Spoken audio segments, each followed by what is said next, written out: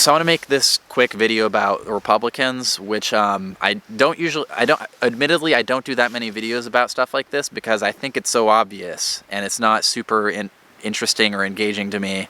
And also I see it all over the internet, and it's like I assume the people that watch this channel pretty much know this, but there are some people that it seems like they've forgotten this simple fact, which is just because a lot of the videos that I have are attacking the Democrats, it's not to say that the Republicans are any better. And in fact, they're significantly, probably exponentially in a lot of ways worse on most of the issues. Not on every issue. There's a couple issues there might be better than, but on almost everything, they are much, much worse. Okay, and it's not even close. Like, people who pay attention to politics, they might have heard of Joe Manchin and Kristen Sinema as like the two worst Democrats in the entire Senate, and they suck. Like I'm sure I've complained about them before. They're terrible. They sell out their constituents all the time.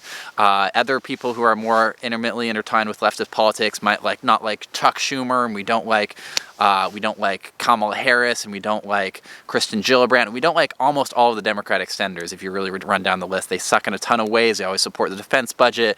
They're in the pockets of the big pharmaceutical companies and most of the U.S. corporations. They don't fight for working people. They all suck.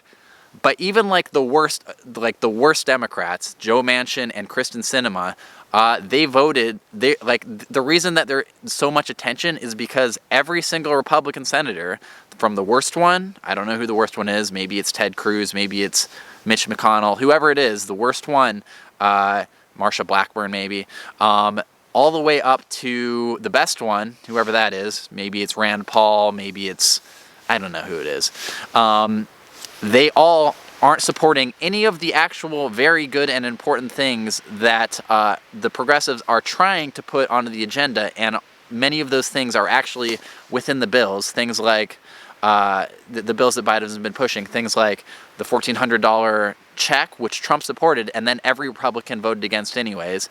Things like the child tax credit, which is actually in effect and is halved. I think it's literally halved or almost halved, or maybe even slightly more than halved childhood poverty in the United States since its implementation. No comment from any of the Republicans on whether that's a good thing. They're talking about Mr. Potato Head. They're talking about Dr. Seuss.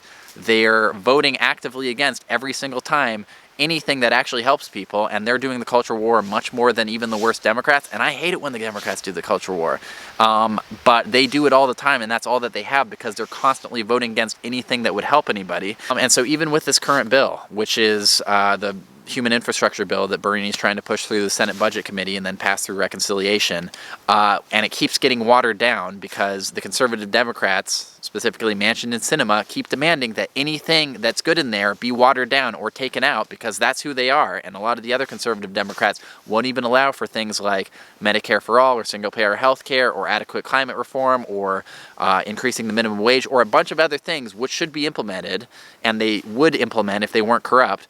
The only reason that it's being watered down, or it is where it is because every single Republican, all 50 of the Republicans, from the worst Republican to the best Republican, are voting against that bill. And they would vote against almost every good provision in the bill. From every climate provision, because they either deny climate change is happening, because they take more money from the fossil fuel industry than any party in the history of the world, and they're off the spectrum on that issue, to the child tax credit, which they're not supportive of, despite it helping their constituents, to expanding Medicare, because they don't support anything that helps people if it comes from the government. Every single thing, go down the line, they're not supportive of, every single Republican. So that means that the worst Democrats are the ones that decide what gets passed in the bill.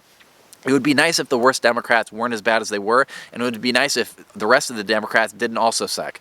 But it would be even nicer if we didn't have to keep supporting those Democrats because the lunatics on the other side of the aisle are opposed to anything which would ever help anybody ever.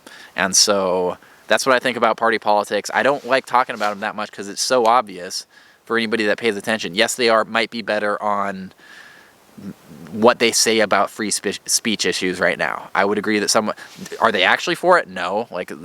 See what they say about people not, taking a knee during the Pledge of Allegiance or things of that nature, or burning the flag, so it's highly contextualized even for that issue. It's hypocritical for most of them. Same with, big tech issues. I agree with them more on big tech. I think they should be regulated. I think they should be broken up, but they're for that because they censored Donald Trump. I'm sure if they kicked off Hillary Clinton instead and were propping up Donald Trump, they'd all be in favor of it. And so it's not principled for the most part, in my opinion, even on those issues. But on most of the main issues and the things that they vote on, which is what their job is, they're all terrible. And so this is a reality that we live in. It should be acknowledged, and there shouldn't be a false equivalency made between the two parties, even though I really dislike the Democrats.